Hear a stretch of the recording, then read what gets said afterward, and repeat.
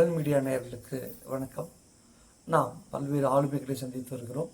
இன்று நாம் சந்திக்கக்கூடிய ஆளுமை எனக்கு மிகவும் நெருக்கமானவர், இலக்கியத்திலும் மிக நெருக்கமானவர். சென்னை கிறித்தவ கல்லூரி தமிழ்துறை தலைவர் திரு பால்பிரபு சாந்தராஜ் ஐயா அவர்கள். ஐயா வணக்கம். வணக்கம். ஐயா அவர்கள் எழுதிய தியாக தலைவன் மோசே என்ற ஒரு நூல் குறித்து இன்று விவாதிக்கலாம். நீங்கள் எழுதிய தியாக தலைவன் நூல் குறித்து கொஞ்சம் சொல்லுங்களேன். நான் சென்னை கிறித்தவ கல்லூரியில் முதுகலை படிக்கிற போது வைரமுத்து அவர்கள் எழுதிய பாரதியாருடைய வாழ்க்கை பற்றிய ஒரு வசன கவிதையின் நூலை படித்தேன். கவிராஜன் கதை என்கிற ஒரு நூல். அவருடைய நூலை கூட மற்ற நூல்களெல்லாம் படித்திருக்கிறேன். படிக்கிறதுக்கு ரொம்ப சுவாரஸ்யமாக இருக்கும். ஆனால் வைத்து படித்திருக்கிறேன். ஆனால் இந்த கவிராஜன் கதையை படிக்க தொடங்கியதிலிருந்து அதை வைக்கவே முடியவில்லை. ஒன்று பாரதியின் மேல் இருக்கிற ஈடுபாடு, இன்னொன்று அந்த நூலின் நடையின் விறுவிறுப்பு. அந்த நூல் என்னை மிகவும் பாதித்தது.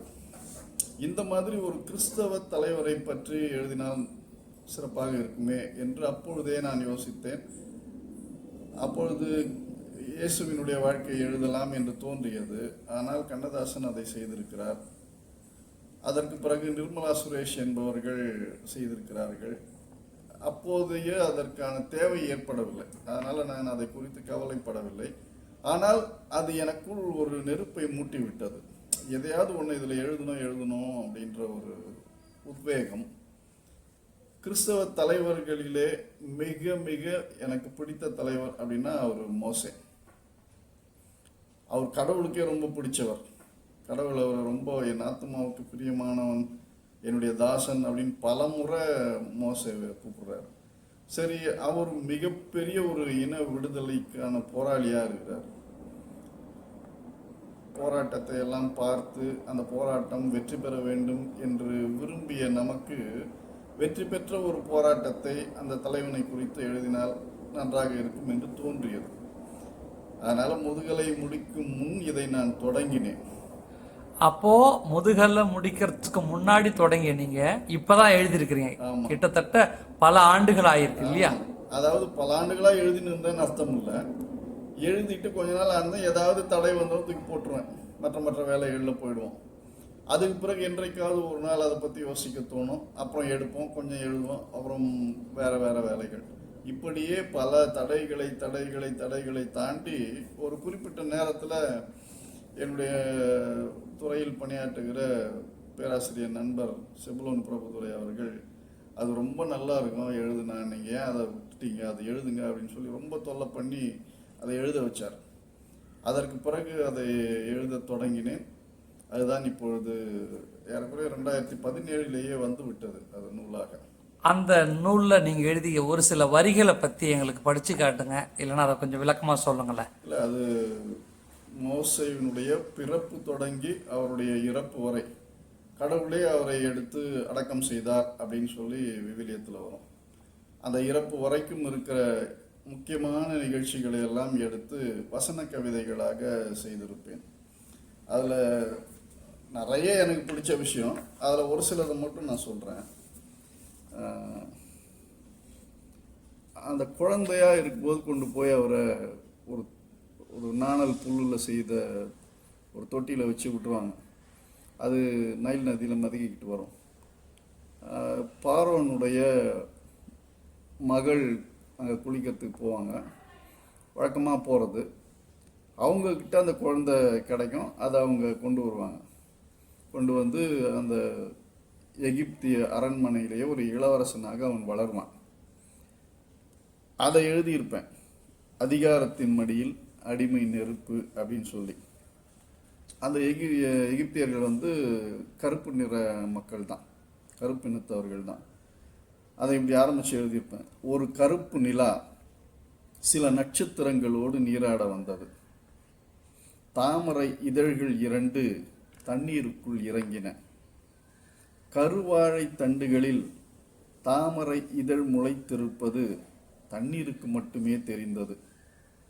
நதித்துறை படிகளெல்லாம் கதிகலங்கின. ஒரு நந்தவனம் நீருக்குள் படர்ந்தது. காற்றில் ஒரு குழந்தையின் கதறல் தவழ்ந்தது. குழந்தையின் அழுகை குமரியின் காதுகளை குடைந்தது. இளவரசியின் கவனம் பேழையை நோக்கி பறந்தது. பேழையை கொண்டு வர தாதிகளுக்கு ஆணை பிறந்தது. பேழை திறந்தது. நீராடி கொண்டிருந்த நிலா பேழைக்குள் இருக்கும் சூரிய துண்டை பார்த்து சொக்கி போனது. கருப்பு நிலாவை வெள்ளை சூரியன் ஈர்த்தது விந்தை இல்லையே. பேழைக்கு வெளியே நைல் நதி, உள்ளே கண்ணீர் நதி. குழந்தையின் கண்ணீர் கண்டு குமரி மனம் கலகலத்தால் கண்ணாடி போல் உடைந்தது. குமரி மனம் குழந்தையின் கண்ணீர் கண்டு குமரி மனம் கலக்கத்தால் கண்ணீர் போல், இதை எடிட் பண்ணுங்க. குழந்தையின் கண்ணீர் கண்டு குமரி மனம் கலக்கத்தால் கண்ணாடி போல் உடைந்தது. குழந்தை வீட்டை நினைத்து அழவில்லை, விடுதலையை நினைத்து அழுதது அப்படின்னு எழுதியிருப்பேன். இந்த கடைசியாக நீங்கள் சொல்லும்போது நமக்கே ஒரு நெருடலாக இருந்துச்சு. குழந்தை வீட்டை நினைத்து அழவில்லை, விடுதலை நினைத்து அழுதுது அப்படின்னு சொல்லியிருக்கிறீங்க. அப்போ நம்ம எல்லா குழந்தைங்களும் வீட்டில் இருக்கும்போது அப்பா வெளியில் போனாலோ இல்லை அம்மா வெளியில் போனாலோ சீக்கிரம் வந்துருங்க, கையை பிடிச்சி அழுவுங்க, எங்கேயும் போகாதீங்க, கூட இருங்கன்னு சொல்லுங்க. வண்டியில் நம்ம போனாலோ வண்டி எடுத்தாலோ அழுங்க. ஆனால் ரொம்ப நீங்கள் ஒரு விடுதலை நினைத்து அழுதுன்னு எழுதியிருக்கிறீங்க. எந்த அளவுக்கு நீங்கள் பைபிளை உள்வாங்கியிருந்தீங்கன்னா இந்த அளவுக்கு ஆழமான ஒரு கருத்தை வலுவாக எழுதியிருக்கிறீங்க. எப்படி உங்களுக்கு இவ்வளோ நுணுக்கமான பார்வை இருந்துச்சு? நீங்கள் இலக்கியம் படிக்கும் பொழுது இந்த ஆர்வம் இருந்துச்சா? இல்லை, நம்ம இலக்கியம் படிக்கிறது மட்டும் இல்லை, இதை மாதிரியே எழுதி இருக்கிற சில இலக்கியங்களை படிக்கிறது தான். குறிப்பாக நான் சொன்ன மாதிரி அவர் வைரமுத்து எழுதின அந்த கவிதை நூல், அதே மாதிரி வாலி நிறைய எழுதியிருக்கிறார். இந்த மாதிரி ஒரு வரலாறை அப்படியே வசன கவிதையில் எழுதுறது அப்படிங்கிறத அப்போ நிறைய செஞ்சுருந்தார். அதையெல்லாம் படித்து படித்து உள்வாங்கும் போது இவ்வளோ அழகாக எழுதுறாங்களே, நல்லா இருக்கே படிக்கிறதுக்கு, நாமும் இப்படி எழுந்தா என்ன அப்படின்னு தோன்றிய அந்த அதுதான் நடையை கொடுத்தது. ஆனால் விவிலிய கருத்தாழம் எப்படி வந்தது அப்படின்னு சொன்னால், யூடியூப்பில் ஒரு போதகருடைய செய்தி கேட்டேன். சுரேஷ் ராமச்சந்திரன் அப்படின்னு பேர் அவருக்கு. இலங்கையில் இருக்கிறவர். ஏறக்குறைய உலகம் முழுதும் பயணம் செய்து சுவிசேஷம் பிரசங்கித்து கொண்டிருக்கக்கூடியவர். ஒரு கல்லூரி பேராசிரியர், அவர் இறையியல் கல்லூரி பேராசிரியர். அவரே கல்லூரி வச்சிருக்கிறார். அவர் நான் இந்த மாதிரி மோசே குறித்து எழுத போகிறேன், எழுதி கொண்டிருக்கிறேன் என்பதை தெரிந்த என் மனைவி யூடியூப்ல தேடி பார்த்து அவரை எனக்கு அறிமுகப்படுத்தினார்கள். இவர் ரொம்ப நல்லா மோசே பற்றி பேசியிருக்கிறாரு, இதை கேட்டு பாருங்கன்னு சொன்னாங்க. ஏறக்குறைய 20 எபிசோட்ஸ் அவர் பேசியிருக்கிறார். 1 மணி நேரத்திற்கு மேலான ஒவ்வொன்றும் இருக்கும். அந்த 20ஐயும் நான் பல முறை கேட்டிருக்கிறேன். கேட்டு கேட்டு கேட்டு கேட்டு விவிலிய கருத்துக்களை, ஆன்மீக உண்மையை, இறையியலை முழுமையாக உள்வாங்கித்தான் இந்த நூலை நான் எழுதியிருக்கிறேன். தொடக்கத்தில் எழுதின விஷயங்கள் அவர் பேச்சை கேட்ட பிறகு, ஓ இது நம்ம தப்பாக எழுதிட்டு இருக்கிறோமே அப்படின்லாம் எனக்கு உணரப்பட்டிருக்கிறது. அதுக்கப்புறம் அதை திருத்தி அவர் சொல்கிற அந்த சரியான இறையியலுக்கு ஏற்றார் போல் மீண்டும் அதை நான் செதுக்கி இருக்கிறேன். ஆகவே ஒருவேளை இது ஆன்மீகமாக மிக சிறப்பாக இருக்கிறது அப்படின்னு சொன்னால் அதனுடைய முழு வெற்றியையும் நான் சுரேஷ் ராமச்சந்திரன் அவர்களுக்கு தான் அர்ப்பணிப்பேன். ரொம்ப நன்றிங்கய்யா. மோசையின் இறுதி பயணம் அப்படின்னு சொல்லிட்டு ஒரு டாபிக்கில் எழுதியிருக்கிறீங்க. அதில் எனக்கு ரொம்ப கவர்ந்த ஒரு வார்த்தை, பங்கப்படுத்துவதையே வாடிக்காய் வைத்திருந்தவரை மங்கா அன்புடன் நேசித்த தங்க தலைவன் மரண வாசல் நோக்கி சிங்கம் போல போகின்றான். இந்த வாசகம் அப்படி என்ன சொல்றது, நம்மளை யார் தான் எவ்வளோதான் இழிவுபடுத்தினா கூட அவங்கள நம்ம அனுசரித்து போகணும், அன்பாக பார்க்கணுன்றத குறித்து காட்டுறதுன்னு நினைக்கிறேன். இப்படி ஒரு பார்வை இருந்துச்சா? இப்படி ஒரு பார்வை உங்களால் பார்க்க முடியுதுன்னா எப்படி? இல்லை, அது நான் பார்க்கிற பார்வை அல்ல. மோசஸ் அப்படி இருந்தார். அவர் இருக்கிறது அந்த நிதர்சனத்தை அப்படியே அதில் எழுதியிருக்கிறேன். அவ்வளோதான ஒழிய இது என் பார்வை என்பதற்கெல்லாம் ஒன்றுமில்லை. மோசஸ் அவ்வளவு தன்மை உடையவராக இருந்தார். அதை அப்படியே நான் வெளிப்படுத்தி இருக்கிறேன். அவ்வளோதான். கிறிஸ்தவ இலக்கியம் பயில்பவர்களுக்கு இந்த புத்தகம் மிக பேருதவியாக இருக்கும் என நம்புகிறேன்.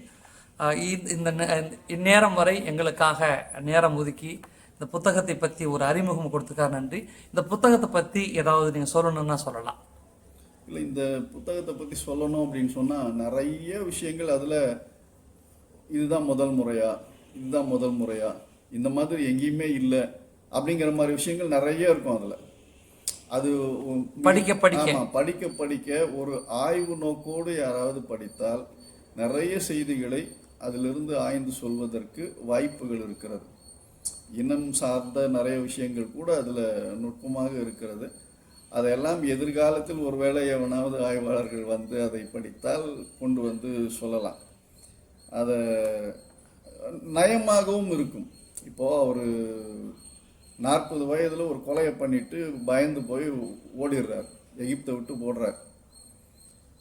இது இந்த 40 வரை மோசஸுக்கு அரண்மனையில் ஒரு பயிற்சி கிடைக்கிறது.